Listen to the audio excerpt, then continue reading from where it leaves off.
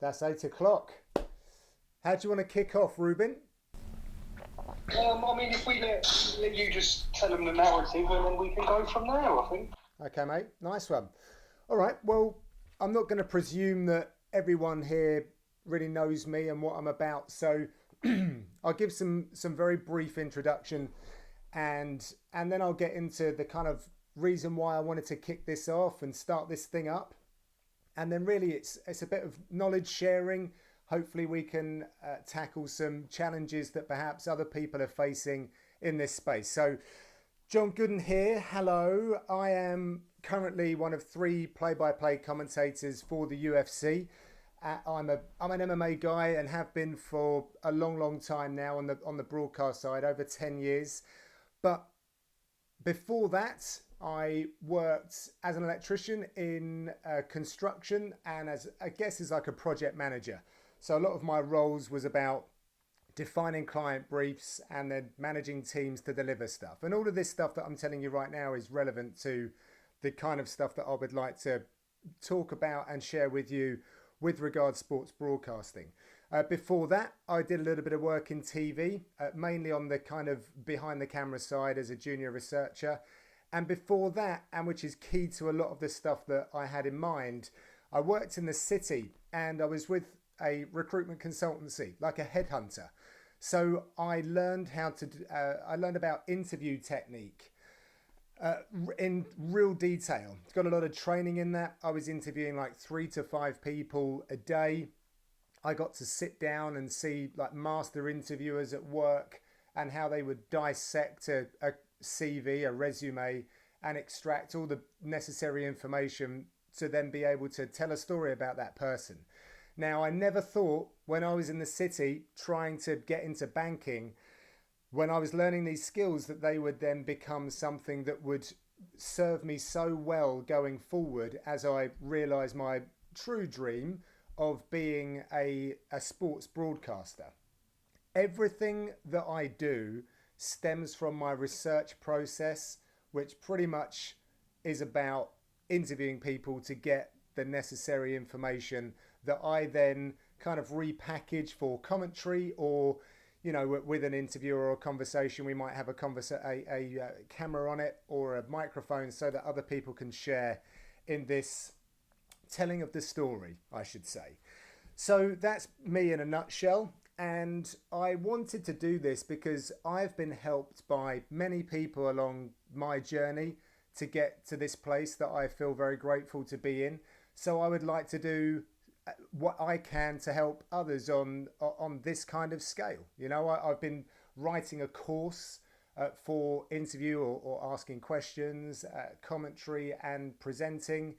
But at the same time, I don't know what I'll do with that course. I think what I'm trying to do in this instance is share some of those ideas, but mainly be led by you guys and how I can help you with some thoughts, and perhaps other people can chime in as well, so that we can help one another get a leg up and just generally like raise the level and maybe even get some opportunities out of it, so that people that are interested in this kind of space will be able to thrive a little bit more, get a bit more confidence, whatever it might be.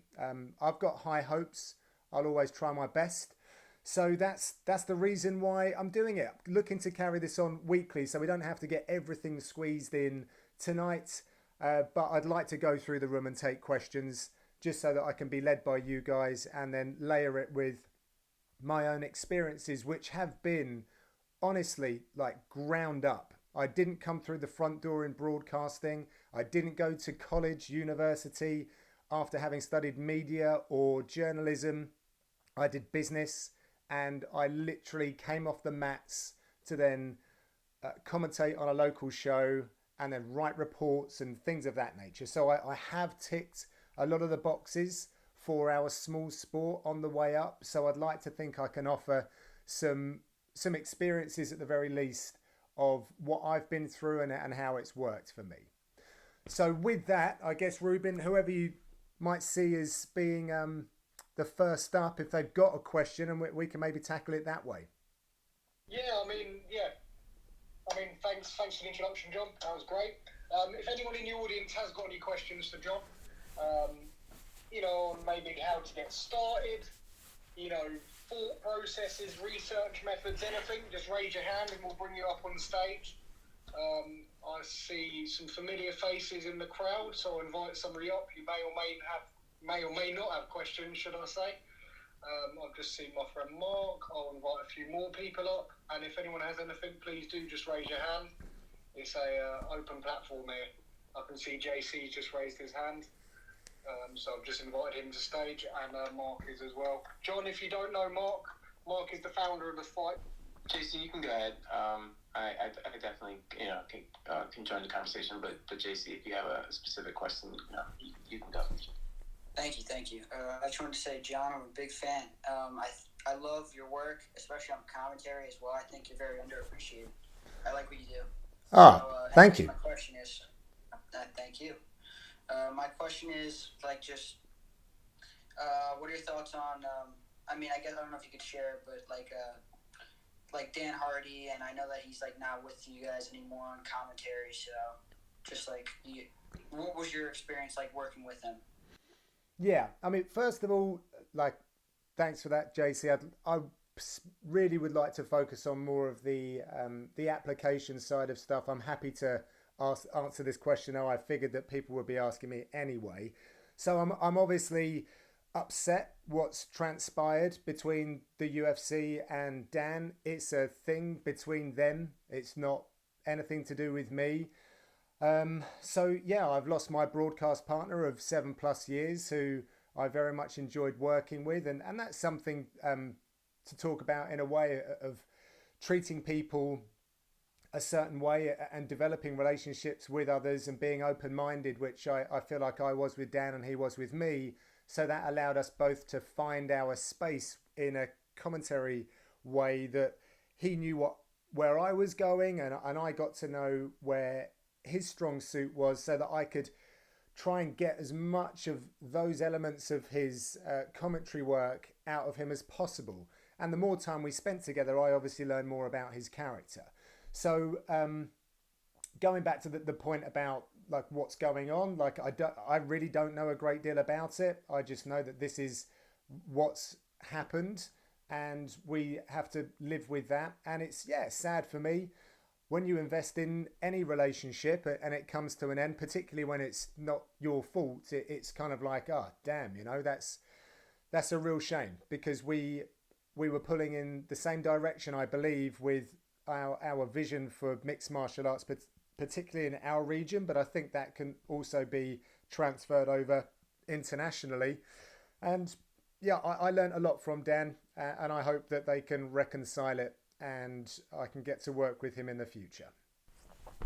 Thank you so much for answering my question, and I apologize if it was in any way inappropriate. Oh no, you're good, man. You're good. No, I just think at the moment it's a situation where I'm not at fault, and anything that I'm involved in right now, everyone's kind of well, why aren't you kind of fighting for Dan? And what about Dan? What about Dan? I'm like I don't know. We're in a pandemic. I'm stuck at home. I speak to Dan a little bit. He's okay. He's got these other opportunities going on now. But the UFC have decided that whatever has taken place, that this is what needs to be done. And I have to respect that. So, it does affect me. But at the same time, I'm looking forward to exploring other relationships and hopefully more other different types of programming as well. You got it.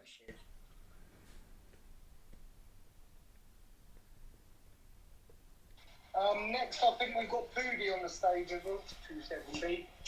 Poody on the stage. I know he's a presenter and he's got some questions, I'm sure. Oh, cool.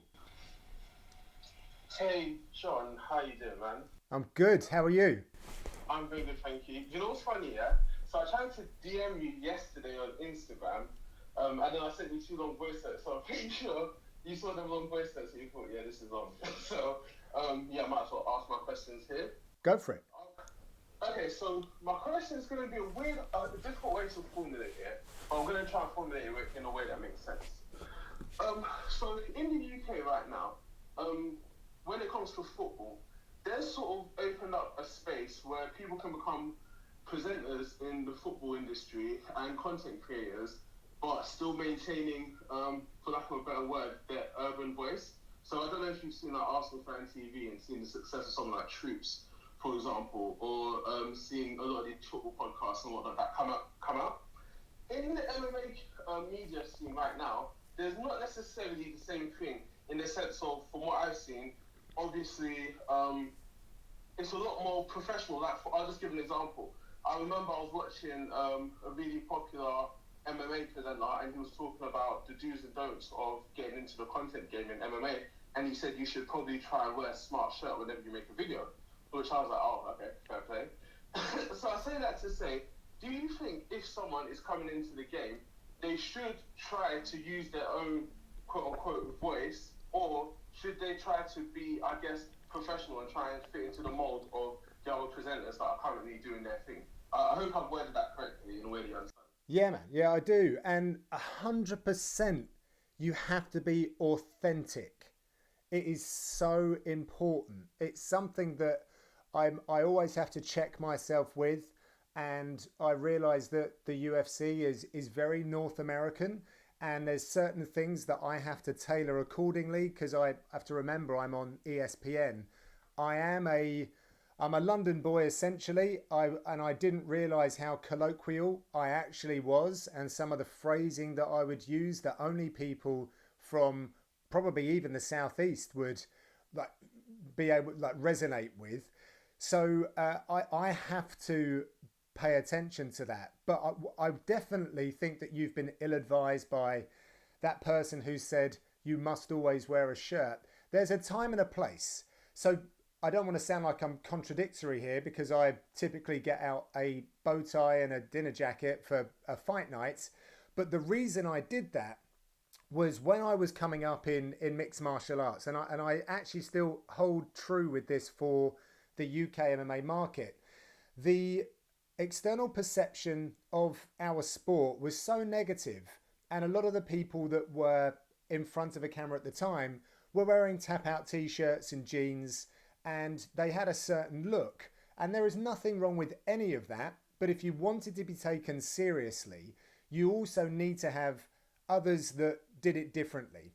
And I was involved in amateur boxing when I was at uni, and whenever I would compete or go to a fight, it was like a black tie do. It's like a charity thing, and people bought the table, and everyone was in a dinner jacket. And it just stuck with me. Like boxing, which is our closest relative, people are dressing up. It's like an evening out. And then I sort of applied that to mixed martial arts, because I wanted to represent our athletes and the sport as smartly as I could when it was fight nights. And there's a difference here. In terms of covering the sport, like if you walk into a gym and you're dressed in a jacket and a shirt, like you're just going to stick out and you're going to look odd. It's probably not the vibe that you're trying to create. And people they may respond differently to you as a result. And if you're not comfortable in that attire as well, it makes it even worse again. So I think you've got to be comfortable with what you have. And yeah, I think there's definitely space now to explore many different types of programming. I still think that we would benefit from a Soccer AM style show in the UK MMA space, which the only people really financially equipped to do that would be someone like Soccer AM, BT Sports. But I'm all for it, my friend.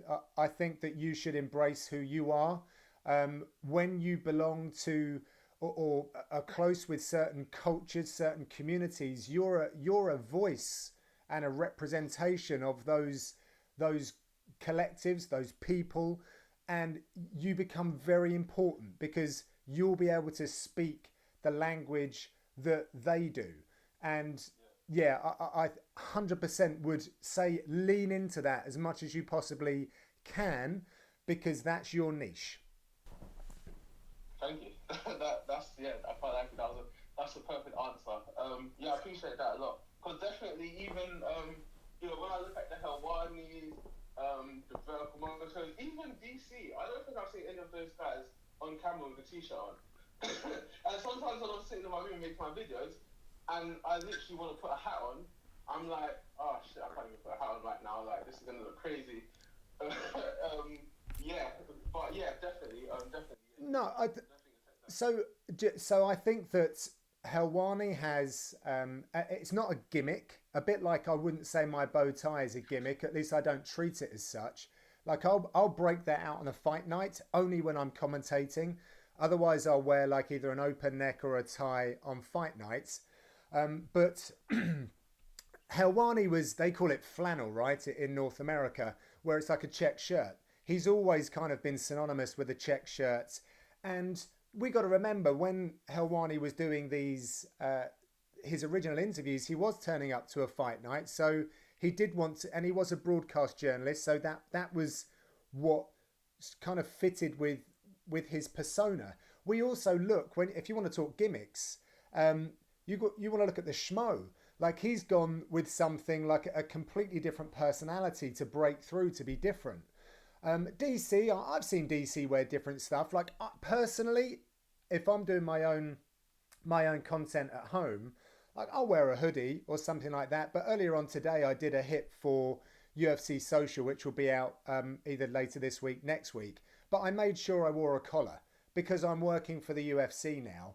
I personally would never get up on stage for the UFC without wearing a collar at the very minimum, be that a polo or a shirt. So that's just me. And I think I'm probably quite alone in that. But then that's my experience of the UK market. And when they compare us to other sports, Gary Lineker sits there dressed a certain way. So if I want the sport to set up with football, soccer, then I feel like that's what I need to do. But that's not what we're talking about specifically here. My own content is different. When I'm working for someone else, I'll always try and, present myself the most appropriate way. And for me, it's just easier to wear a shirt and a jacket, maybe. Thank you. Yeah, that makes perfect sense. Thanks. Nice one.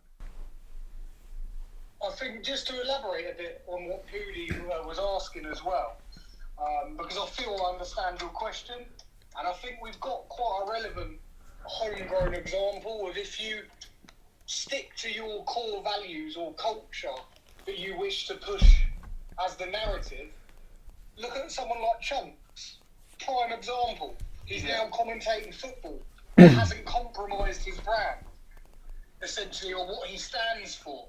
So I think it may be a harder road, but I feel the reward at the end could be better. That's, than if you just try to follow suit, because then you're just like everyone else. Yeah. You're almost dumbing down your unique selling point, so to speak, But yeah, I mean, I think authenticity as well. There's something about it, you can almost smell it or feel it when someone speaks. But equally, if they're not being authentic, you can also feel it. And I think that could be more detrimental than maybe not appealing to everyone because you've got a more niche market. But that's just my personal opinion on it. Yeah, I get you. Definitely.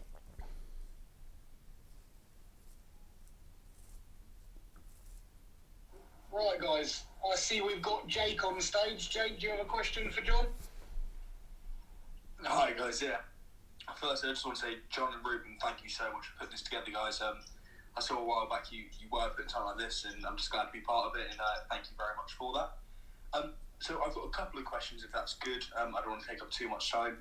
Firstly, I would class myself as a MMA reporter / content creator. I'm kind of moving over to that side of things now.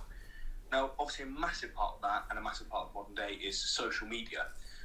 How influential or crucial do you guys think a presence on social media is for this type of role, sports broadcasting? But also, do you guys have any tips or advice on better ways to get content out there? Because sometimes I feel like I've got a great interview, but it's actually getting the eyes onto it that's the harder part.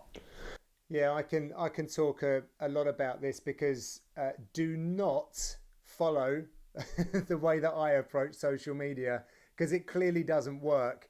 My methodology, and that's a layered thing, by the way. That there's I could do an hour why I'm not doing the right things, maybe the excuses. I think that content creation is irrespective of our sport, really. If you were to follow someone like Gary Vee, as much I didn't like him at first, but actually I sometimes need to listen to the people that I don't like, because they're probably telling me the things that I don't want to hear, and I've realized that's exactly the case. So he is someone that I would definitely tune into, because he's got his finger on the pulse of where people are going to consume content. I think that we can often get just drowned out if, as a friend would say, there's a piece of meat in a water and all the sharks are going after it at the same time, whereas there might be something over in another lake somewhere, and you're going to get a big old meal out of it. So I think being creative is a good idea, and not necessarily just following what everyone else does. But if you've gone to the effort of getting an interview together and you like it, then other people will like it as well. If you're ingrained in this sport, there's a lot to like, and I'm sure it will. You're not far off correct in your assessment of what the good bits are. You just got to share the shit out of that. I hate that process. I love the actual execution of the interview. I love learning about the person's story and helping them tell their own story, because that's a key thing about an interview. It's an extraction, and you're there to give the interviewee the tools to allow them to paint their own picture of what it is you're trying to achieve out of that particular moment, that interview, if you like. So I love that. And then I switch off the camera or the microphone if it hasn't gone out live, and I'm like, right, okay, that's going to live. I'll upload it. I'll top and tail it with whatever branding. But then most of the work comes in sharing the highlights, because social media moves along so damn quickly. You've got to be on that as much as possible. So you will, I'm afraid, unless you have a lot of coin, you're going to have to get used to editing audio files and video files and reformatting them for whatever platform. You should identify the platforms where the MMA audience will reside. I say, Instagram is always there. Twitter seems to be a very good conversation, especially on fight nights, but TikTok is blowing up at the moment. LinkedIn is another area where the algorithms don't play such a big role, and you might get more organic reach. And of course, YouTube. But you do have to have a strategy, and you've got to be consistent. And that's the key. Like, I'm not consistent because when I get a gig come up, it means so much to me to perform that role that everything else just has to take second place, including family life, and I don't say that loosely, and I'm not proud of it necessarily. It's just everything. I pin a lot of stuff on the UFC fight nights, and I just throw myself in. So I'm not good at keeping that momentum going, even if I might have had like 4 straight weeks of what I would call like decent, entertaining, engaging content. So yeah, don't do what I do and keep going in fits and starts, because you'll only tease people and they'll start getting annoyed with you. And then they just don't believe it when you come out with a new podcast or series or whatever it might be. So I think there's a couple of pointers there. Is there anything else you want me to elaborate on? No, regarding social media, that was an awesome answer. Thank you, because that obviously helps me try and guide myself there a bit. Just one other question I had there. Sorry, Jake, really sorry to interrupt. Just quickly, can I work for Lab Bible. I do the... Yeah, far away. Yeah, is it all right? Just because social media... sorry to interrupt, John, Jake. No, go for it. Firstly, I work as a social editor for Lab Bible, specifically Sport Bible and Odds Bible. Just wanted to give my input on the social media side of things, just because hopefully you'll find it useful with regards to sort of sharing, getting out there to the wider audience. So firstly, John made some really good points. I think the big highlight was the consistency and just making sure that you're getting stuff out. With the algorithm on Instagram and all the other social sites, they basically reward people by giving them the exposure. So the more you post, essentially, the more they'll basically put you out there. So the algorithm basically just works in your favour if you do post regularly. So 3 to 4 posts if you can a day. I know that's quite a lot, but if you've got the content, definitely go for it. And then, for example, on Instagram, the use of hashtags is really important as well. I think that's so. I also do a podcast Instagram account as well. We just hit 3K on Instagram, but which is a very small amount of people. But we've had some videos and posts get over sort of 5 to 10,000 likes and interaction, and 100 comments, etc. And that's simply down to hashtags. People. So it's a football one, so we just tag the relevant football clubs, the relevant people involved in the video, and that kind of thing, and people will follow those hashtags and see it on their feed. And obviously, if they interest them, that'll be perfect. So in this particular example for you, Jake, it's just tagging the relevant fighter, wherever it is, etc. And then you should get some more traction based on that. And then another point John made as well is after with filming with the talent, it's just saying, can you please share on your socials? Once we've uploaded it, we'll tag you in it. If you can just reshare it on your profile and etc., that would be really useful, because of course they've got the core audience that obviously want to see that piece of content. So it just makes sense if they share it. Obviously, you're going to get 10 times the views than you might normally get.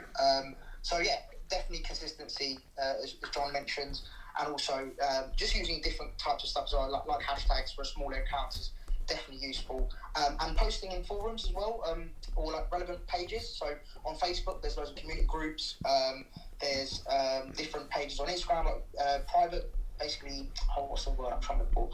It's basically like 10 to 15 people you put together, and they basically you put your post in, but like, guys, can you share this to your story? And then if they share it, if they've got, let's say, 1,000 followers, and that's 10 times over, that's like over 10,000 people that's seen it.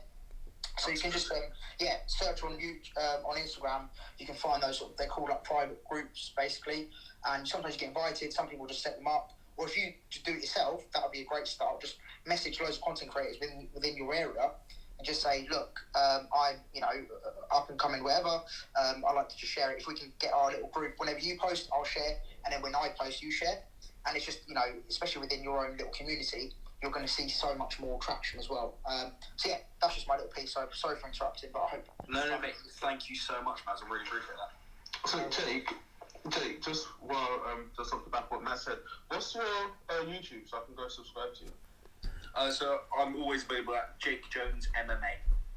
Cool. Or Ultimate MMA as well. That's my podcast there. So sorry to obviously give a plug there, John and Ruben. Thank you. No. Listen, this is a community thing, so we all need to help one another out.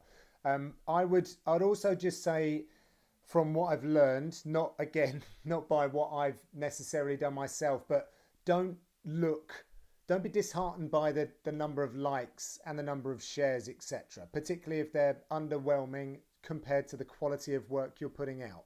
If you enjoy what you're doing, please continue with that, and then just maybe reach out to someone like Maz again and see if there's any fine tuning. There is a strategy to these things. It doesn't always hit, but you might have got a beautiful piece of content, and you can't always predict the formula.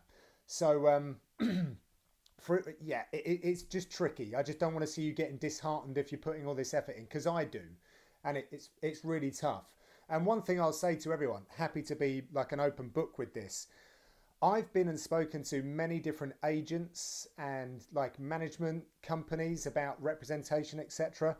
And I've been through really, really like big, like WME, IMG, through to like startup sports representation companies, and everyone looks at your social media numbers.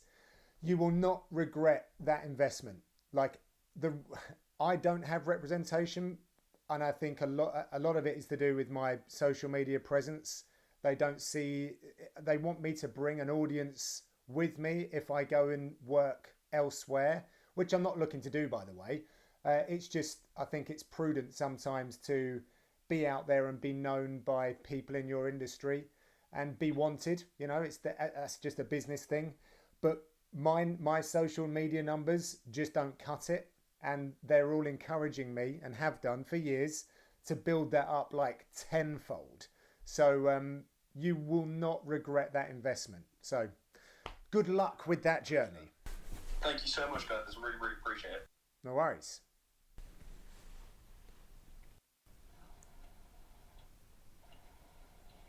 Moving on, is there anyone else who has any other questions? You know, anyone who's previously asked one. It's not just one question and you can't speak again. Well, do you guys mind if I chuck another one out there, especially regarding the UK MMA industry? Yeah. As you guys will know, obviously Bellator have had the deal with the BBC, and that's had a little bit of a backlash, especially for us guys trying to get into this sport in the UK. Do you guys have any advice regarding the perception it receives in the UK, but also potential outlets to look at or venues to go down to try and obviously get on the hype train as it's currently starting to build?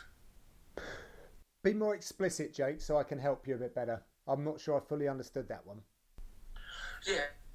So obviously there was a report out there that the UK government had negatively seen Bellator's and BBC's deal to start airing it on the iPlayer.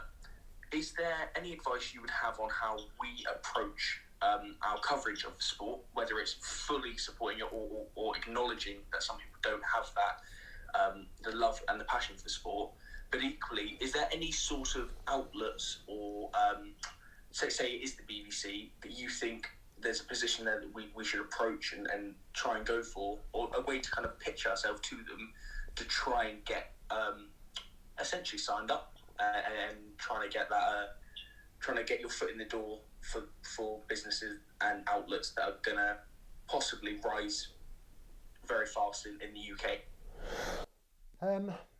So I do think that perception in the business world, the sporting world, is an important one.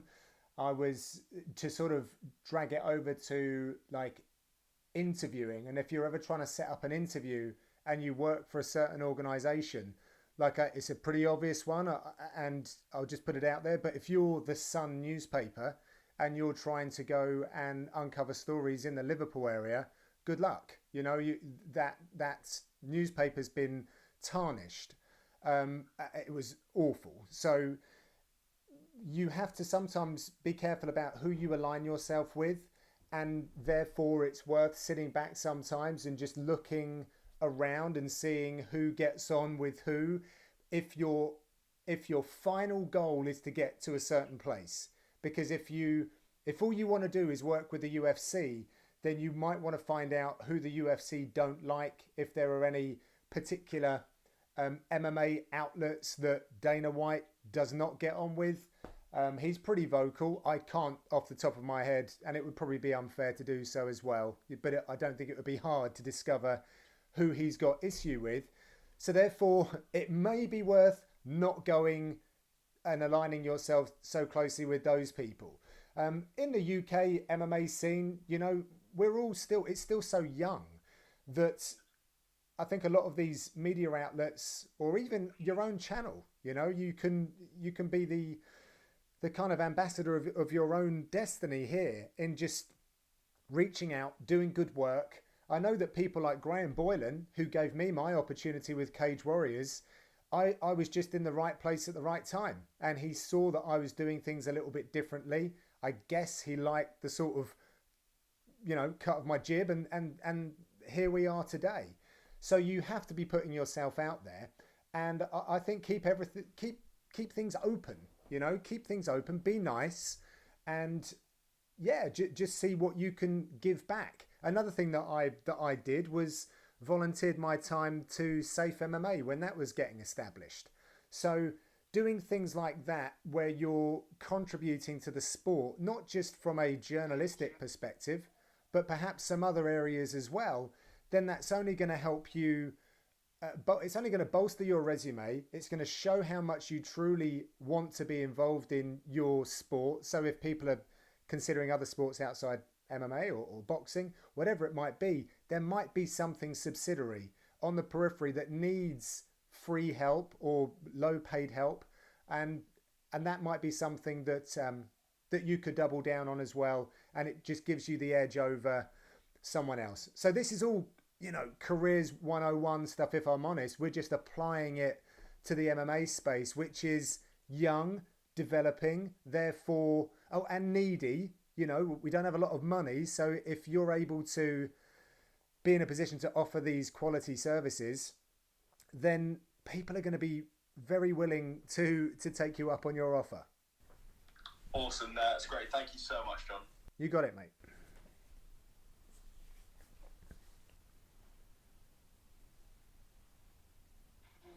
Yeah, moving through, like I've said, I think we've had some great input from Maz. See Robin Black's joined us on stage as well. So he's probably got quite a different view on, sports presenting. But yeah, it'd be great to have some more questions, and if anyone's got anything that they feel they could add as value, please raise their hand as well. Hi, John. Oops, I said Oh, it's cool. I just wanted to say hi. What's up, Robin? Good to see you, my friend. You too, brother. John, quick question. In regards to people making MMA content, people that are getting into MMA content game now, how much would you say? How much importance would you put on them knowing the history of MMA, sort of going back to the Pride years and all the years before that as well? Depends on the content that you're trying. Yeah, it depends on the avenue that you're trying to go down. Like if you're trying to do the commentary side, I'd say it was really damn important. If you're out there working the grassroots MMA scene right now, then no, I don't think it is. It will never hurt to understand history. Those references, and just it's not a lot of work. Let's be honest. We're so young. When we're not even having to go back 30 years. In fact, one of the things that I put up on my Instagram story the other day was what the UFC posted, which was the lineage of the heavyweight division, which was brilliant. I'm like, yes, we need to be tipping our cap to the ones that have gone before. But we are in a world which moves on very, very fast, and people are, just looking at what happened last month, and people's memories are challenged as well because we're also overloaded with information, or at least I am. So I don't think, if on like a generic level, that it's super important, but I think it can only add quality to your content if you're able to pull in those old school references. But the game has changed a lot. And that means that there are opportunities there. And I just think if you're going to be covering like the UK MMA scene, then it might be useful to know who your Ian Freemans are, your Mark Weirs, your Dan Hardys, your Ross Pearsons, your Brad Pickett's, because those guys are in gyms at the moment that you might come across, and you would look a little bit like a Wally if you didn't know who they were. But at the same time, if your focus is to shine a light on young up-and-coming stars, then that's the story that you're going after. So I might need a little bit more sort of specific information, but hopefully that's given you a little bit of a bearing. Yeah, that totally answers the question. I was just genuinely curious, because sometimes even when I'm listening to sort of some of the big presenters or whatnot talking about like moments in history, it's interesting. Sometimes I listen to them talk about moments in history, I'm just like, wow, that's crazy, like how you remember all of this stuff. But then what you kind of realize is some of these people are anomalies in terms of just being like really super intelligent and knowing all sorts of dates and all sorts of stuff like that. So yeah, I just wonder, like how much someone should, like, I guess it's almost like kind of like paying homage, I guess. Because, yeah. But they were there as well. Remember, a lot of these people were there. Yeah, they might have been kids, or maybe not, but they were watching. Or it wasn't that long, they had some downtime when the UFC wasn't cranking out, 45 shows, plus Bellator, plus Cage Warriors, plus Break. Do you know what I mean? There's a lot more to consume on top of all the shoulder programming. Back then, it was easier to be across just a couple of major promotions. And then, on a down week, you can go back and watch an old series. So it was, and if you've got a good memory, then you can lock that in. So it was a little bit different back then. It will never hurt. And listen, it's really fun. And understanding like the evolution of the rules, weight classes, and the martial arts themselves, I don't think it will ever be knowledge that you couldn't leverage.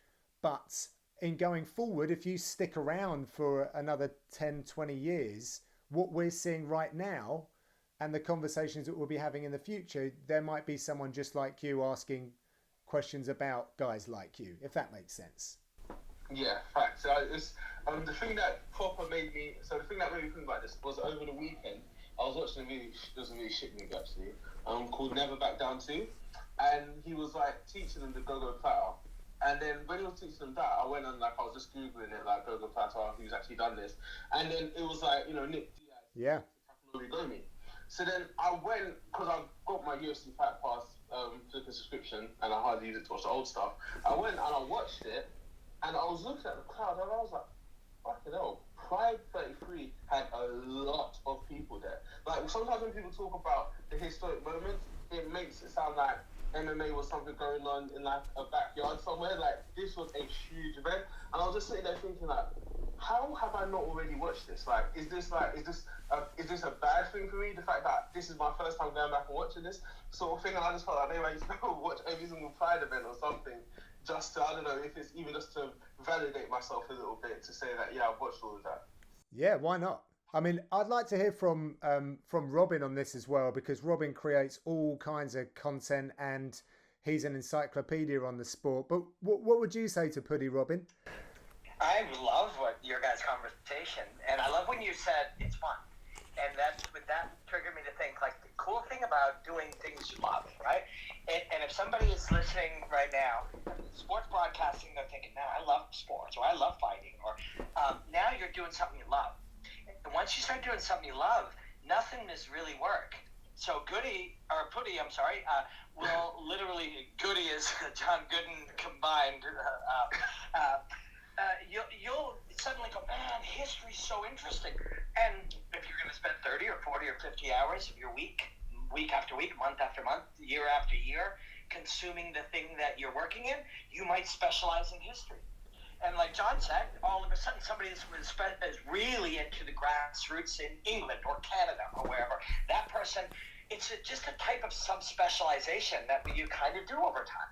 And you don't have to, because being a generalist is in its own way a specialization. You're someone who has skills in interviewing, skills in history, skills in commentating, or you can be the guy who's just the encyclopedia of history, or you can be the person who's obsessed with the heavyweight division, or somebody who just knows everything about BJ Penn. Like the art, the beautiful gift of doing something that you love is you get to be self-directed, and it's so awesome. You just get to go and wherever you go, if you're curious about it, someone else is too. And so it's just such a great when I saw John here sharing ideas about how different things about sports broadcasting or anything where people are moving towards something they love, it's just so rewarding. Like I'm literally just consuming martial arts all the time, and then I talk about them. That's absurd. I can't even believe that's a job. But this is what happens when you start going down the path of something that you love. You get to self-direct it. I think that's a really good point. Let's just jump in here. In terms of doing what you love, like I mean, I've lost days, and I don't even have interest, but I've lost days, just looking at submissions and stuff like that. Actually, BJ Penn I thought was pretty close to a go against GSP, but but if you love doing it and you're into it and you want to know, when was the only time this submission was done, and things like that. It's going to feel less like work. I mean, and I think that goes for anything. It's going to feel less like work and more like, I'm doing my research. I'm learning about something that I love, and then obviously while doing that also you're getting better at your job. So I agree with that. I don't want to be misleading either. Like, it's also work, but because you're gonna have, broadcasting's a very demanding job, but it's demanding in areas that are exciting and that you want to get better at. And it's kind of like learning boxing or jiu-jitsu or something. You just slowly learn more things, gather more knowledge, specialize in particular things. Somebody ends up being a brilliant guard player, and somebody else is really good at sweeps. And it's the same thing. John and I do a similar job, but we're very different humans, and we do it very differently. And every other person that we're friends with that does jobs like this, we all do it differently. And that's the sort of subspecialization that starts to happen when you allow yourself to move towards things that you find curious in hopes that other people will also find them curious. Lovely. Hi guys, so nice to meet you. I appreciate your combined experience. I'm a kickboxer. I've been in martial arts for 12 years, and I have a show on Zingo TV about, basically it's just a show that interviews fighters from different areas, mostly like Muay Thai, kickboxing, but some UFC fighters and boxers. I'm just wondering if you guys have any advice on growing listeners. So I think we were talking to Jake a little earlier about the social media side, and Maz, who's also up here on the stage, works for Lad Bible and a bunch of others, which has a massive presence online. I'm not the expert on that. Robin will definitely be able to weigh in a bit more, but consistency is key. Learning how to edit appropriate segments of your show and sharing the hell out of them, leveraging your network so that those people also share it as well.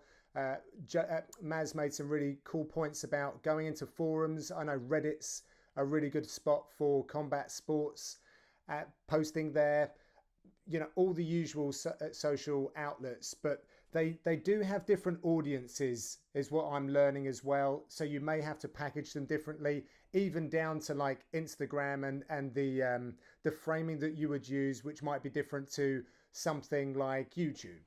So you probably do need to have a little bit of a strategy. You need to let your listeners know where you're going to be, what time, and what place, and have that consistency there if you really want to grow that channel. And yeah, just work it and shoot your shot when it comes to getting the very best guests. Like, don't ever think that anyone's beyond your reach. I would always advise you to go after that person, and if you can't get them, go close to them and see if you can get them that way, but make sure you're ready, because they may just, I've done it to people before.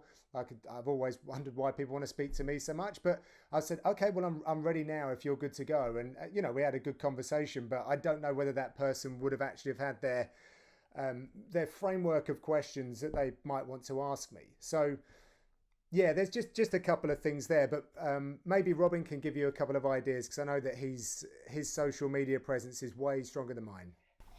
Wow, there's some really, really strong points. Consistency is a big one. That was one of the first things you said. And there's no question that if you aren't making a lot of stuff, people won't see a lot of stuff. Like, you just have to. And I think that's the root of being consistent is a few things. One is that you are putting more stuff into the world, but two, and probably more important in the long run, is you're making more stuff. And if you make more stuff, you will get better. And if you get better, you'll make more stuff. And if you make more stuff, more people will see it. And if they like it, it's because you're better. Now you make more stuff. And it's just such a virtuous cycle. And honestly, I think about 3 years ago, I remember I bought an iPad and I didn't know how to edit. I had a job at a TV channel and it kind of cut our creation. It was 2017. And I looked at my book from it before, and it said, in big writing, circled with an exclamation point, it says, I have to learn to be better with technology. So that was 4 years ago. Somewhere in the month or two after that, I bought an iPad. And I went online and I Googled, how do you edit with an iPad? And like a 10-year-old girl taught me to edit on her YouTube channel. And then I made a 1-minute breakdown. And I looked at it and I was like, if I make 2,000 of these, I have a feeling that's going to be something. Maybe there'll be 3,000. Maybe it'll be 5,000. But if I just do this, I'll get good at it. And if I make enough of them, people will see it. And if they see it, and I'm good at it. And that was just it. I just one day looked at it and said, this is the thing I like to do. It makes sense. I figured out how to do it in a rudimentary way, so I'll do it a lot. And if I do it a lot, I'll get better. If I get better, people will like it. And that's it. And Steph, really, that's it. If yours is interviews or yours is chatting, figure out the aspect of what it is that you dig and what it is that you want to share and what it is about you sharing that thing that'll be unique to you. And then take what I've heard described as a craftsman's mindset. A craftsman gets up and they make a bench, or they make a chair, and then they make another, and they make another, and they make another, and they make another. And they become great at the act of making the chair, and then they sell a lot of chairs, and then they get better at making chairs, and they find the love, the joy of it, and then in doing so, you'll obsessively figure out little things about, well, I worked so hard on this chair, I have to figure out, how to sell it. You go to flea markets, and really Instagram, Twitter, TikTok, LinkedIn, these are just free markets and flea markets and for sale sites and malls, and they're just a virtual version of it. And you're just a craftsman. Figure out what your craft is, get better at your craft, make it a lot, and then go do it. And that philosophy for me was a really big one. That one and one other thing. You said, how do I get more followers or how do I get more viewers? I don't think the answer is get more viewers. I think the answer is just truly service the ones you have. Because, and this I know it's philosophical, but if we spend, and I say this with boxing and the NFL and the NHL and the UFC and the Grammy Awards, a lot of times we're sitting there going, how do we get the casual consumer? How do we find the others, the people who aren't watching this? But if you're spending effort trying to customize something for people who don't watch it, you are under-servicing the people who watch you.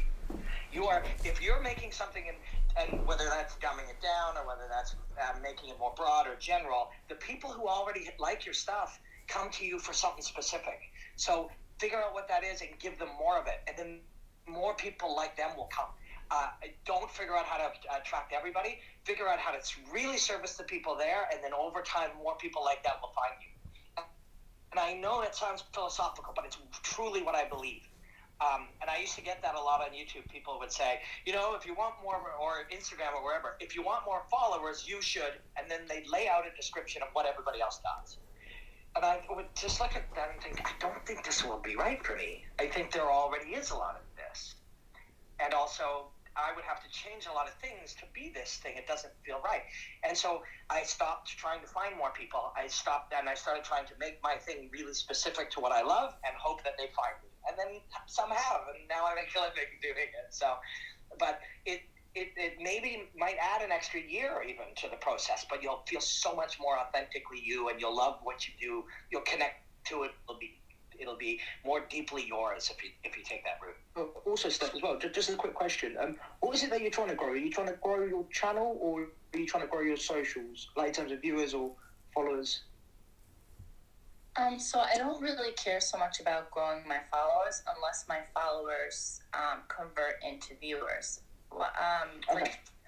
I'm doing okay. Like at first my show was getting like 5,000, 6,000 views. And now, like, depending on my guests, I'm kind of like what John said, don't be scared to shoot for the stars and ask people you think would never say yes, is kind of what I started doing. And so I got a couple of really big names like Ernesto Hus, Freddie Cameo, and those people were able to bring the views up to like 45,000 and 50,000. So there you go. Awesome. What you guys are saying to me definitely resonates to me, and I'm glad, Robin, that you said about like keep worrying about the people who are watching and not necessarily worrying about appealing to the masses, because that was a conversation that I've been having with my producer, who kind of thinks maybe it's better if we make it more like friendly to the everyday viewer, and it didn't feel right. So having like your perspective is really I appreciate that. Thanks. So Ariel Helwani, for example, is very brilliant, and he's very good at his thing, and he's become excellent at it, and he's created a world of people who love what he does. If you were more like Ariel Helwani, you would not be able to access those people because they're already following Ariel Helwani. I could list Andy Chale.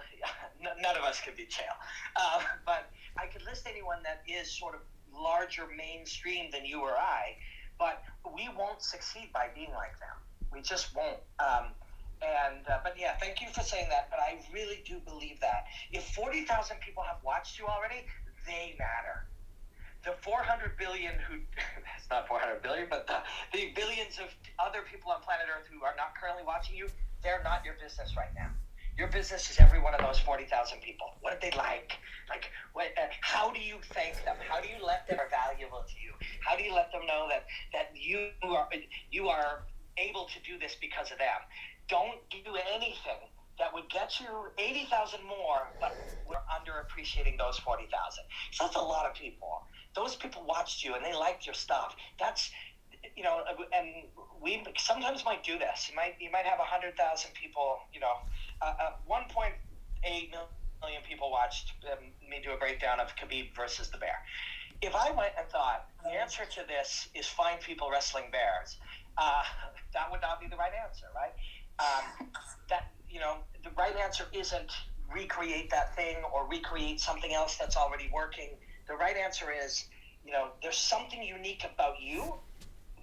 40,000 of those people, and when you said it was only 5,000, 5,000 is a lot of people. We used to play in a rock band. We would travel the entire country of Canada for 4 or 5 weeks, playing 5 shows a week, and that entire time we'd maybe have 3,500 people see us, and we would travel, you know, tens of thousands of kilometers to do that. 5,000 people watching your video is not only, that's 5,000 human beings with brothers and sisters and children and passions, and that those are your people.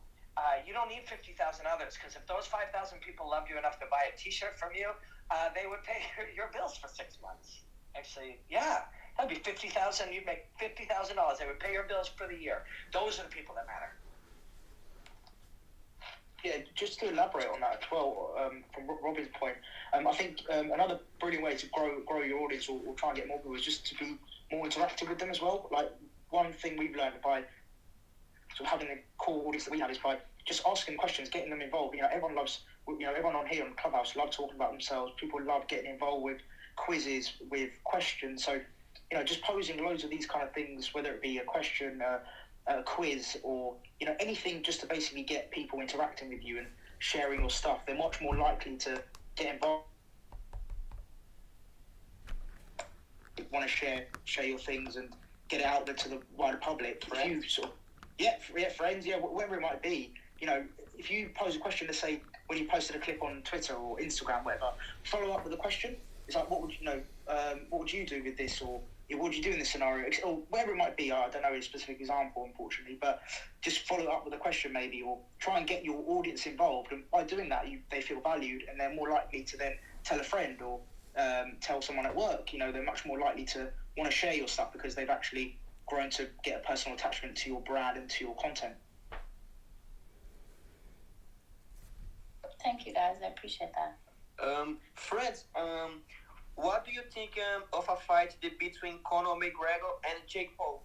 It's amazing, very good. And you? Is that for me? A fight between Conor and Jake Paul? Like, not for me. I'm out. I'm happy in my MMA space right now, with Conor looking at that trilogy with Dustin Poirier, and then whatever transpires there, the next contender at lightweight, either he's defending his position or he's fighting up. So yeah, those kind of gimmick, they would be gimmicky kind of fights right now. I'm just not. I'm not on board. My dream. Yeah, maybe down the line. I don't know. Is he the one that's quite big as well? I'm not sure no, he's the one who's smaller, isn't he? Is it Logan that's the big one? So maybe down the line that would happen. Yeah, you know, Conor invented that scenario, right? There was once a time, before Conor fought Floyd, if we took the 100 greatest boxing minds and historians in the world and put them in a room and said, how do you get a fight with Floyd Mayweather for $20 million? They would have all said the same thing. Get your kid, have him get to 20-0, make him a star, get a lot of, you know, there was a path. There was only one way. And then all of a sudden Conor invented a different way, and it worked. And he basically said, the path to which you do things is only a belief system that people believe. It's not a real thing, and there are other ways to do things. And that's why he created that. Now Jake Paul and others are emulating that thing. I think the lesson there, though, is for all of us. And the way that we think you have to do the job, like, you know, when John was starting in television, and when I was starting in television, there was only one way to work in television. You went in, you did some things for free, you showed your skills, maybe you made a demo tape, if you found an agent, et cetera, et cetera, et cetera. Now, if you literally went and made Instagram, TikTok, YouTube, whatever videos of you doing amazing things in broadcasting, and there was an audience for it, someone will hire you. And that's literally what Jake Paul is doing in boxing. He's saying the way that people do things, maybe we don't like it. I don't like it. I find it irritating that he's a big boxer, but I understand it. And anybody listening right now could literally start a TikTok channel tomorrow. And people like us, if we're in our 30s or 40s or 50s and we work in broadcasting, it took us a long time to do it. You could start a TikTok channel tomorrow if you worked hard and you showed that you were different and you gained 10 million followers. If you wanted to contribute something on the sidelines of the NFL, or you wanted to do a hit in between the UFC, you might be able to achieve that way. That's how Conor McGregor fought Floyd Mayweather, and that's how Jake Paul would try to fight him or anyone else. That, to me, is the lesson we can draw from that thing and use it in anything that we do. Yeah, I agree with that. And I think, Puddy, you were... who was I speaking to? Puddy, the history. Go check out Muhammad Ali versus Inoki. That's a little history reference related to the Jake Paul thing. And then Jake, not Jake Paul, Jake, Robin is echoing those thoughts that I was saying about social media numbers, and where I have directly heard from these like agents that because of the presence of these sorts of people, it is creating that market is stronger than the traditional routes if you're not already very far down the traditional routes. So yes. Awesome, thank you. Yeah. John. Oh, yeah. No, go ahead. Hey, John. So I wanted to ask you a question about fighters. So basically, just to give a brief background, I come from a music presenting background. So I was presenting on the radio, Rinse FM. I was hosting a weekly talk show about music, predominantly UK rap, stuff like that. So in my time doing that sort of presenting, I'll put it this way. If I said that a rapper's song is shit, I could get a DM from that rapper a few days later saying if he sees me, he's going to beat the shit out of me. Like, that's literally the energy that they have in UK rap and just artists in general, because it seems to be artists are very emotional about that sort of thing. So I want to sort of place that to you. In terms of, like, MMA fighters, are they good at taking criticism? Are they, do they get in their feelings just like, I guess, what I experienced in the music world, and what are they like? Have you ever had any horror stories with fighters that you might critique? So, I mean, everyone's human, right? But I think with fighters, you're talking about, you know, alpha males and females, leaders, the strongest of their tribes. So yeah, I'm always a little bit careful there. Now, I actually approach it slightly differently from my perspective as a lead commentator. It's not really required of me to pass judgment so much as it is for a color analyst who would be critiquing technique, etc. Listen, if there's something really amiss or something, you know, which is so damn obvious, I'm not going to ignore it. I'm certainly not scared, but I'm not what you would therefore call a journalist in this capacity as well, because it is the job of a journalist to question certain things as well, and maybe look at the trending nature of a fighter and why they might be on a 3-fight losing skid, and then jab and probe and say that wasn't a good performance compared to, you know, 2020. And they would be doing their job there. And so you can't really, but like in other sports, that's just how it goes. In very traditional sports that have had broadcast journalists working the territory for a long time, they're going to be critical about these things. I personally don't really have to get involved in that space, and there is an element of I don't want it to become super uncomfortable, because ultimately my job is to tell their story. As much as I represent the UFC when I'm holding their microphone, like, I'm there to get the very best account of that fighter and what's happened in between the last time that we saw them, or if this is the first time. Like, who are they? Who is that human that's entering the battlefield? So if I start trouncing them either on my own channels or even more publicly during a broadcast, the next time it comes to a fighter meeting or a fight week where I now would like to get the information from them to talk about them intelligently and with, from an informative or an informed perspective, they might not talk to me as much. So you run that risk. Some people will get it, they understand the game, but then young fighters on the up may not be quite so forgiving. Yeah, it's true. John, you're a blue belt in Jiu-Jitsu, right? And John is a martial artist. 5 years as a blue belt now, Robin. I think I'm coming up to a record. No, I just got my purple belt. It was not. I got my blue belt in 9 weeks, and I got my purple belt in 12 years. So. Well, congratulations. Thank you. John's a martial artist, and I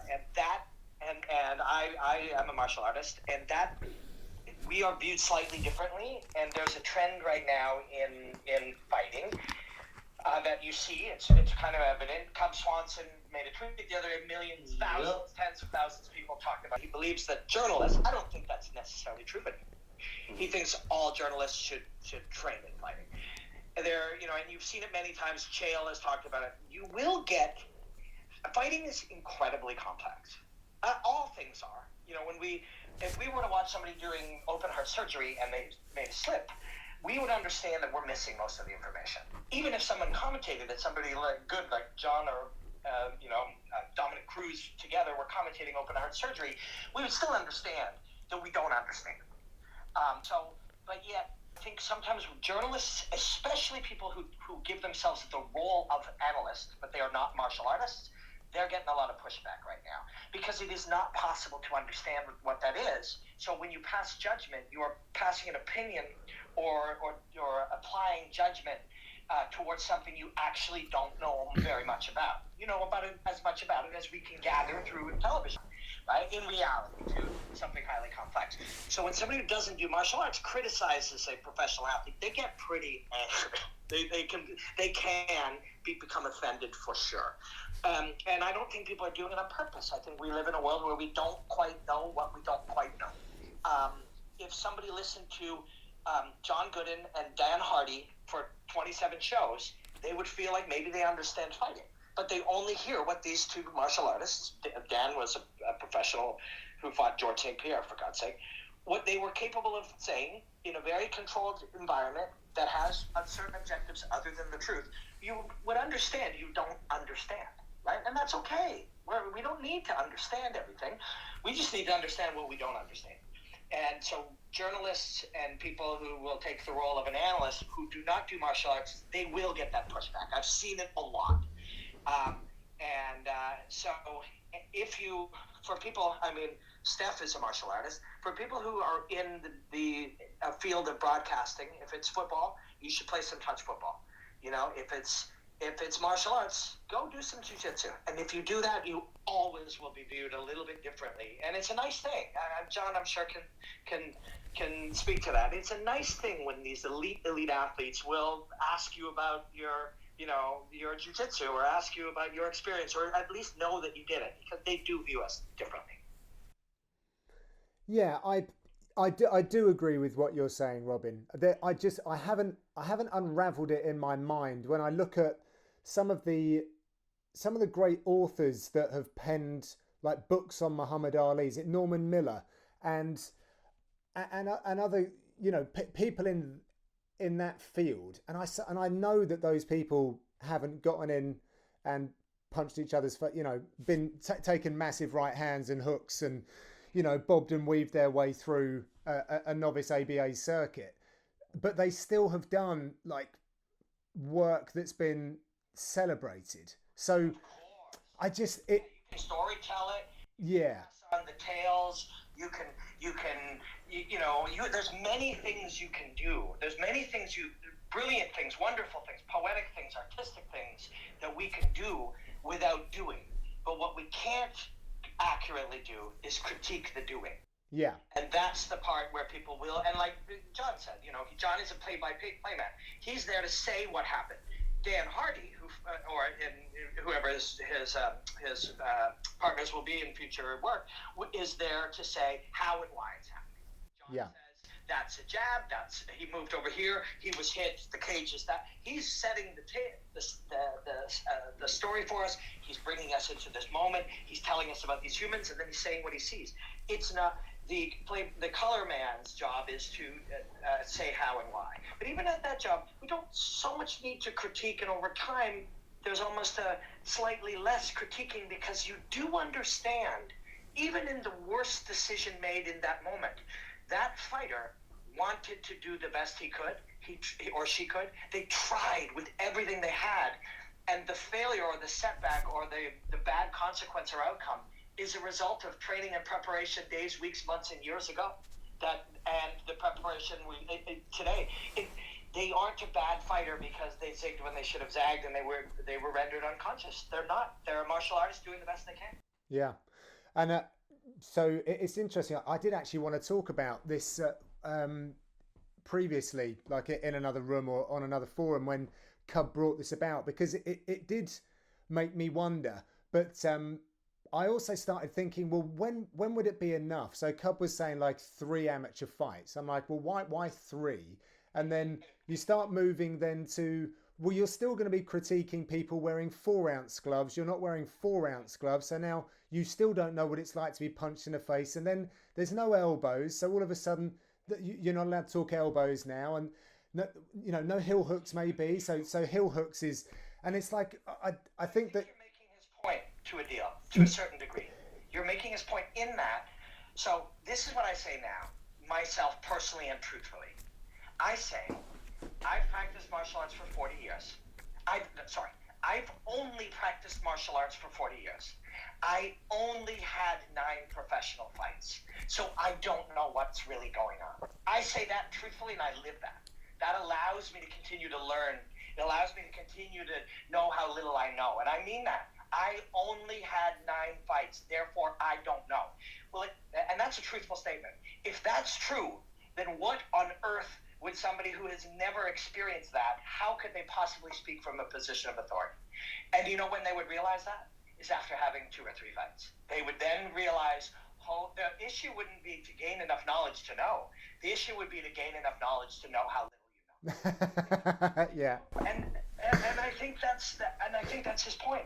You're right. Imagine if you did all of that, you still wouldn't know. So how on earth could you know anything with having done none of it? Yeah, fair enough. That's kind of his point. That's the philosophical point. And it's an interesting one because it applies to all our life and it makes you live a lot more empathetically. Yeah. Don't get mad at the guy who cuts me off in traffic because I don't know what his day was. I don't know anything about what he's going through. His mother could have just passed away. I don't yell at the contractor working on my house because I know I don't. He's an expert and I'm not. This approach improves our lives. Yeah, no, I like the way you framed it. Alistair, were you flashing to get involved? Yeah, hi John. Hello, mate. Great to see you hosting. Just thought I'd come in and it's nice to be listening for once rather than doing what you're doing. We appreciate your ears. Keep it up. Just a couple of things. I was flashing in agreement with everything Robin said. That's just the way we do things on Clubhouse. Apparently, you flash your mic if you're in agreement. So, but no, I just want to link on to something that resonates with me exactly on the logic of what you were just talking about, on whether a journalist needs to be a martial artist to understand more, etc. Apply that rule of thumb I did way back in 2009, 10 I think it was, before I got into actually promoting MMA. I wasn't a martial artist, but before I became a promoter, I thought I need to experience what a fighter has to go through. So I went on a crash course for 6 to 12 months of took myself in the deep end, training 2 to 4 times a week, and then I went and fought a couple of times on, it was semi-professional back then, rule sets, but what that underlying did is then give me credibility when I was putting fight cards together, talking to coaches. They all of a sudden gave me, Alistair knows what he's on about, at least he's chucked himself in the deep end, he knows how to cut weight, he's experienced it, and it goes back to what Robin just said, you actually find out you don't know as much as you do by going to do that process, what a fighter has to do, and that. So applying the same logic of It's more validation in our industry, I think. I instantly got a lot more credibility. It doesn't matter how good I was at a promoter or how bad I was. I got a bit more free will or a bit more leeway, so to speak, with the athletes in question. There's almost an inner respect between the athletes. So I'll give you a fair crack. I'll come and fight on your show. At least you put yourself in there and you know what we go through. What I learned from that has stood me in great practice to where I am today, working with the International Mixed Martial Arts Federation and executing their events there, is I look at things with the perspective now as an athlete. I don't look at it as, from the bells and whistles, from a commercial sort of aspect of how's the branding look, from what you guys are doing, how does it present well and stuff. I look at it, all my logic goes through what the athlete has to do. And that, I think there's a kinship there between the athlete and myself because of my experience of actually being a martial artist, ex-martial artist. And I did manage to get 2 stripes on my white belt, if that helps, but that was it, John. Very cool. That was it, but I understand the sentiments, and you can apply that probably rule of thumb in any line of work that you do. I think if you put yourself in the trenches and whatever your area is, it validates your knowledge and experience to a degree. Love it. Yeah, man. Thank you very much. Miguel, my friend, have you got a question, something to add? Gone quiet on us. Oh, he's got a little party. My apologies, guys. I'm sorry, I'm here. Okay. Sorry. Real quickly, I just felt like to preface this by also saying I am actually a journalism major at the University of Nevada, Las Vegas, so I'm currently trying to get into this field, especially with covering the sport. And it's funny you guys actually bring this up because, John, I'm not sure if you're familiar with Thomas Gerbasi, the reporter. Of course I am. I was only speaking with him earlier today. Awesome. I'm a good friend of Thomas. He's been a very good mentor of mine for quite some time, ever since high school. So he's really been a very close mentor. He's what a fine mentor. Listen, you have lucked out there. Good choice. Oh my God, yeah. He's such a cheat code. It's insane. But I actually emailed him in regards to Swanson's tweet recently because it really did get me thinking that, a lot of specifically MMA journalists are probably not going to be able to make that jump or be able to even have that option because a lot of you guys are very busy with covering the sport to begin with. So it just made me really think of my position, being a student, how would I benefit from something like this?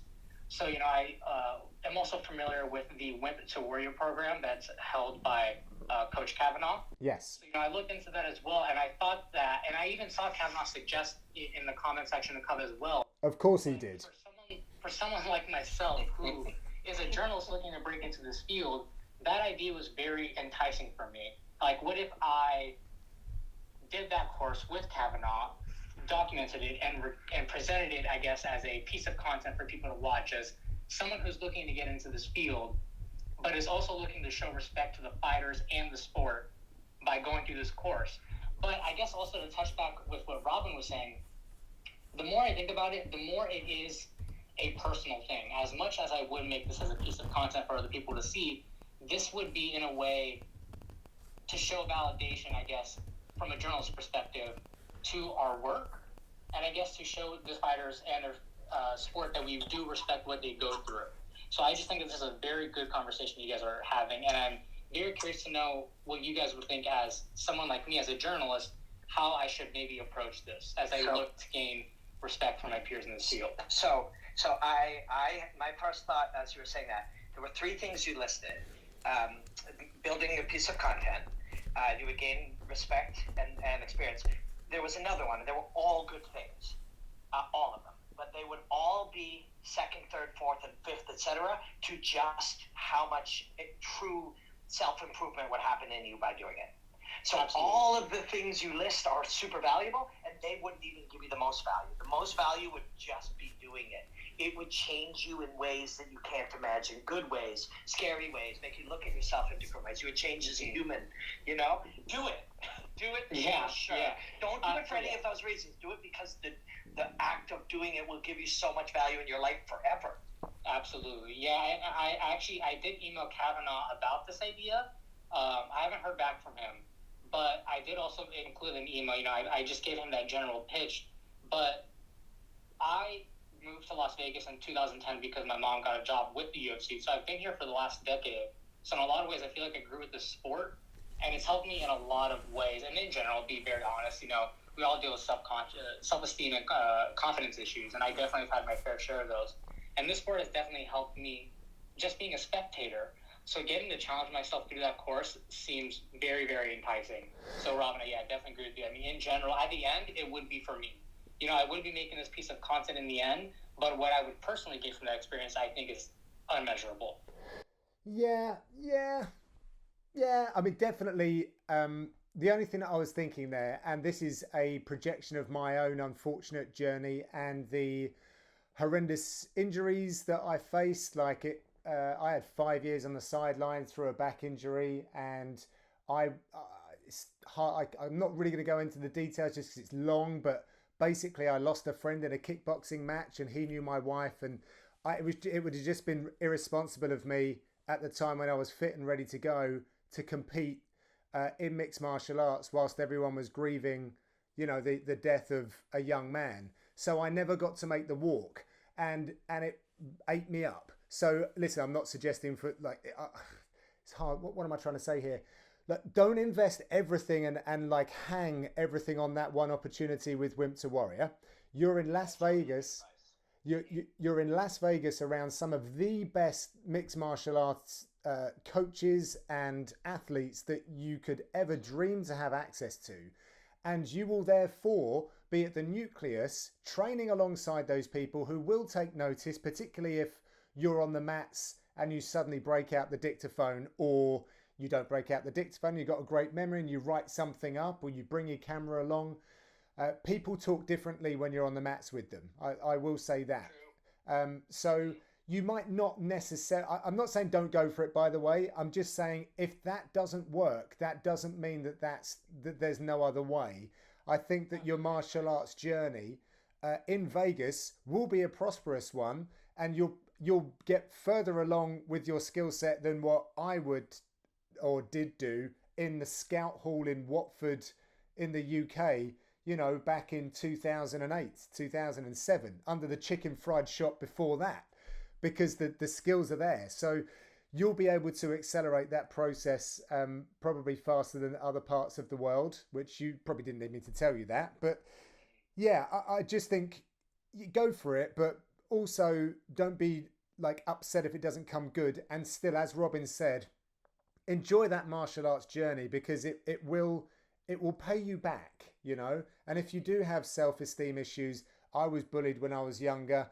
I still need to go to train, and I'm north of 40 now, and I still even need to go and train MMA because of my own insecurities around the ability to defend myself.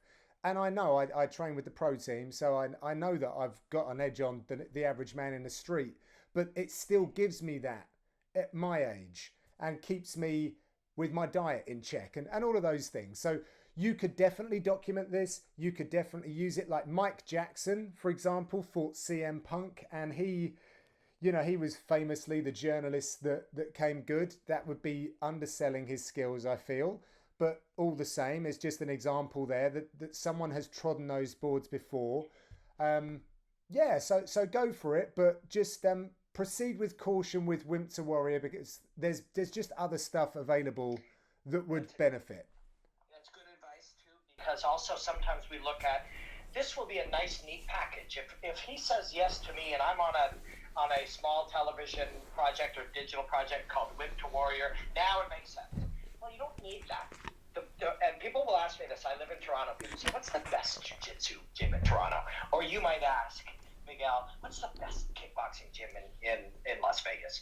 The answer is the one closest to your house, because the biggest variable in improving martial arts and improving making digital content and improving being a broadcaster and improving anything is attendance and the amount of hours you work. So for us, if we're broadcasters or we're making YouTube content or whatever, that's hours. We're just putting the time. The biggest variable for training martial arts is attendance, and you will attend more if it's close to your house. You're going to become a better jiu-jitsu player at the one that you go to 3 times a week than the one you go to once every 2 weeks, and that's the one by your house. So you don't need a program. You don't need Coach Kavanaugh. I love him, by the way. He's a wonderful friend, a good person. You don't need him. You don't need a program. You don't need like a television program.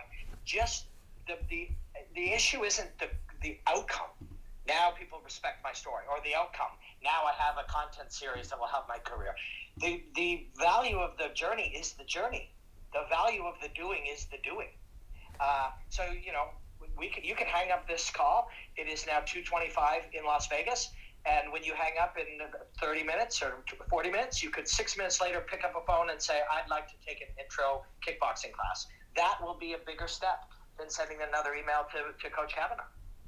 Mm-hmm. Absolutely. Yeah, I think you both make good points. And real quickly, I'm going to have to head to class, but I would like to say thank you to you guys, you know, for listening, and you giving me some really good feedback and things to take into consideration. Even if that idea, and right now it's definitely just an idea, but even if that doesn't pan out, I would still, attend either Extreme Couture or Syndicate, which are, the big local gyms here. I did go to Syndicate for a short while, but I was not able to continue. So even after I'm done with my university, I will most likely train in some discipline just because I do have a genuine passion and love for the sport. So thank you guys all for the great conversation. This is my first time on this app, so thank you guys. Awesome. Thanks for joining in, Miguel. Thank you. All the best to you. Stay in touch. That was all of that. What you guys just spoke about was really interesting because ever since that Cobb Swanson, when you made that statement, I personally was kind of triggered because it was interesting. I was like, fuck, I need to go and fight. And I went to document the journey as well, but I was like, maybe I need to go and fight, sort of just basically to prove a point. And then, so I have issues with my legs that I grew up with. I have a screw holding my hip together. And I was like to myself, there's no way I could do either Jiu-Jitsu or something, kickboxing. Maybe I should just do boxing. But then I was like, wait, but would an MMA fighter say that because I have a leg issue, I'm not going to fight? And then I was like, no. Because that's not what they would say. So then I was like, wait, am I proving to myself that basically I'm not man enough to basically do what MMA fighters are doing? Because most of these MMA fighters would literally fight through having a screw holding their hip together sort of thing. But basically with what you guys just said now, with it being a personal journey, it kind of makes a lot more sense. For sure. I don't think Cub honestly was, even though he very specifically said 3 fights, I think he just typed that sort of, as he was thinking out loud. And if you really sat him down, I know him very well. He's one of my true favorites. And I went to Albuquerque to study him for days. And he's a really brilliant person. And I think if you really got to do it in more characters, he would say, start a martial arts journey. Most people shouldn't fight. It's really dangerous. Like, we really shouldn't be doing this, but if you start and you train and day 1 is terrible and day 2 is scary and day 4 is a little better, day 27 is a different thing, and somewhere along the lines you do kickboxing twice a week and your life is better because you did martial arts, and in the doing you had a slight more appreciation for Cub Swanson and the other fighters. I think if you really took the tweet away and just talked to him about it, that's probably what he'd actually say. There you go. Nice work. Has anyone else got any further questions or themes that they wanted our thoughts on? Oh, Steph, hello. Yeah, John, you probably know a local fighter. I'm from St. John's, Newfoundland. You probably heard of Gavin Tucker. I was wondering if you knew why Gavin and Cub Swanson never fought after, and he was replaced with the guy Gavin lost to the weekend before last. I am not familiar. Where did you say? Because I'm in the UK. Oh, between Dan, EJ, and Gavin Tucker. Yeah, Steph is from Canada, my neighborhood. Gavin Tucker's from the east coast of Canada. Yes. Yeah. Oh, I think that was for you, Robin. Then. Well, I don't know why they didn't fight, but I do know it's tricky. Like, John will have observations on this too. But I mean, we don't get what we want, right? If I Duho Choi wanted to fight Cub Swanson because he knew that was a name that he could make a name off of. Cub Swanson looked at it and said, yes, I'll do that. There's something about this that'll be right for me. Gavin Tucker probably thought or wanted the same thing. And Cub Swanson doesn't have to give the young man what he wants. But it was like signed. It was put out there. Like the fight was going ahead. Yeah. Yeah, So I'm not sure. don't they have to like sign things like before they put out like press release on the fight? Yes, typically, but that does get, it's still just humans doing human work, so the people who sign and release and, we're not supposed to, no one's supposed to announce fights before they are signed. And that goes for the coaches and the fighters and their friends who happen to be journalists and their neighbor who's on Twitter. You're just not supposed to do it. If it happened, that does happen because humans are humans. And, whether Gavin told somebody or a manager did or it was signed. And because Cobb, as a guy who's been around with some leverage, he wanted to change his mind and maybe his manager. These things are not absolutes. Contracts are not as absolute as we think they are. But, yeah, how and why, it's hard to say. He might have got injured. And even if he didn't get injured, if there was something about it that you don't think is quite right, and I'm not saying that's the case here, but your agent could call and say, yeah, my guy's injured. Sorry, he's out. So there's a lot of reasons that these things are there and then gone. And they're just normal human business reasons, people doing people stuff. Thanks for the insight. Lovely. Well, if no one else has got anything that they want us to cover, then... Are there any further questions anyone's got? I know we were planning on an hour. That's all good. Over today with it being the first one, but, we can continue if anyone has any further questions. I was just going to say one thing, referencing something Puddy said earlier, just regarding fighters and how they take criticism. So in the UK, I've been fortunate enough to interview quite a lot of the fighters here and go to Bellator as a media credential there. Now, one thing that I've always said to fighters before that I've spoken to them is that I'm not here to catch you out. And I think John kind of mentioned earlier, there's a difference between, I guess, a journalist and either a play-by-play person. Sometimes it is having that respect for them, that you're not there to try and sell a different story, that you're not there to trip them up. And that was one thing that Pete Carroll also said to me. He's a great journalist here in the UK and Ireland. And he said that works both ways, though, that you are also there and fighters need you as part of the press. You shouldn't always be scared to ask a question, but also definitely be respectful of the question you're going to ask to them, because everyone's new to it. I know MVP is a fantastic example of someone who's incredibly well media trained. There was a fight between Mike Kimball and James Gallagher. That was at the event. I asked him about it, and he said, I don't have a clue what happened. I wasn't there. I know he was stood there splitting them up, so obviously he was trained not to say that. But then later on, I interviewed Alfie Davis, and unfortunately, he's doing amazing in his career now, but at that stage, he hadn't had a lot of media training, and you could tell he was very new to it. So then approaching that wasn't there to try and catch him out or to try and trip him up at all. It was literally respectfully speaking to a fighter who's very new to the game. So I think it's just about approaching it with respect, asking the right questions, but also, as I said, not being there to be in opposition to them.